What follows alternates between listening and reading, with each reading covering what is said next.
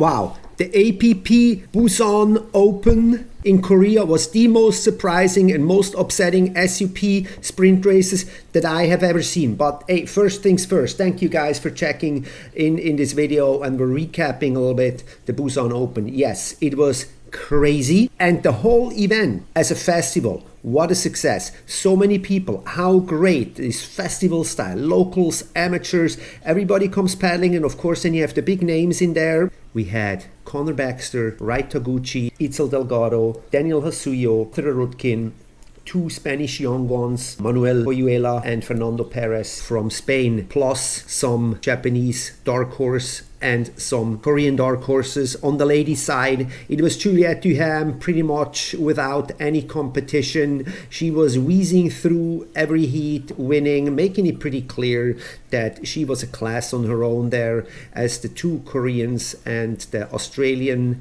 and the Canadian girl just did not stand a chance. Things really started to get heated with the semifinals. In the semifinals, we saw Rai and Connor for the first time in a heat, and of course everybody anticipated that to become the final. So we're going to recap that for you guys and look at that, because I thought it was a very interesting. Rai Taguchi and Connor Baxter, both of them running a very, very great semifinal. And I was definitely a little bit surprised how Connor was far faster than Rai. I saw them rather neck on neck, but it was a good taste to see, and Connor must have felt pretty good. He was the favorite for the sprints. He has so many titles, and everything was pretty much on course for the finals. Rai and Connor pulling away from the rest of the field, and the final for the both of them was a pretty secure deal. We were definitely on course for a final the way it was anticipated. Sadly there for Itzel Delgado, he was just not in the position to take over neither Rai nor Connor. So with a third place, he just had to live with a consolation final. The second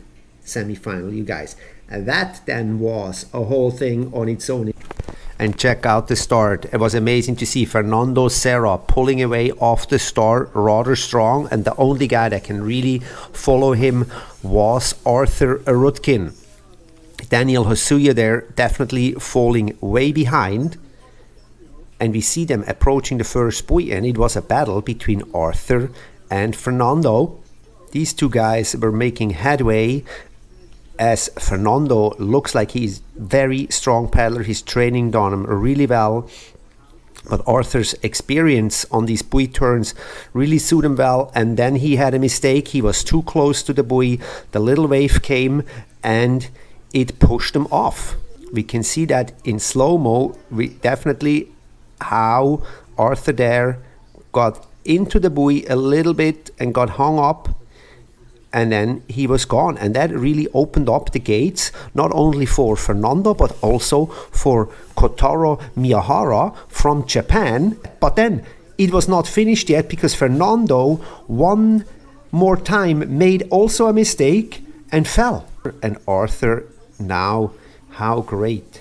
Final dreams have not died, and he's hammering all the way, catching up with Kotaro again. And then look at that, we see Fernando with a great beach entry all the way into the dry sand, and then beating Arthur up to the beach. And here we have it. We have two dark horses in the final, and Arthur has to live with a consolation final. And then that was your final. So it was like, wow, oh, clear, okay, all good. So we have Rai Taguchi, we have Connor Baxter, Kotaro Miyahara, and Fernando Serra in the finals. So it was pretty much, well, you can bet your money now, right? You know what's going on. But then the upset came, and we're gonna go through this final play by play, because it is just too much, too surprising, too crazy. The start went pretty well, and Connor was hammering away, even though he wasn't the first on the board.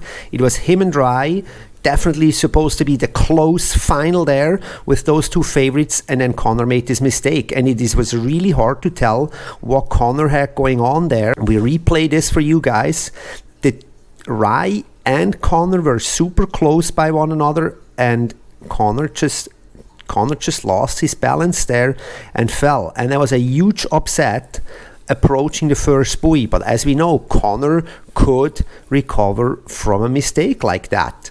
And then Rai is doing everybody a huge favor on the buoy as he falls completely unsolicited, undisturbed. I don't know what was going on there exactly. And then we had Fernando falling. All of a sudden, the final was wide open. Even Kotaro was still in the mix. The middle buoy, the king buoy, it was absolutely unbelievable. Rai there having problems, almost interfering with Connor. Kotaro going around this buoy first, and we really want to stick with this moment real quick as we see Rai struggling there with Connor, and as we then zoom out we see Kotaro from the outside seizing the moment, approaching the buoy first, and Connor and Rai are battling. And if you look from the back, Fernando is playing very smart. He is holding actually back. He is not trying to get in there as Connor and Rai have their buoy turn struggle, and then Fernando makes a move, a very smart paddling, and he passes by on the inside, capitalizing on the struggle of Connor and Rai. And look at Kotaro. Kotaro was by that time already gone. Of course, all those three guys are far more experienced paddlers than Kotaro, so there was still an opening for them to close in. And then the next buoy turn, we did not have too many problems, but Kotaro there looking back for a moment, knowing that he could be the winner of this, but Fernando, just a stronger paddler and with an absolute great dismount, winning this thing. And look at him entering. He is besides himself. He can't believe what just happened.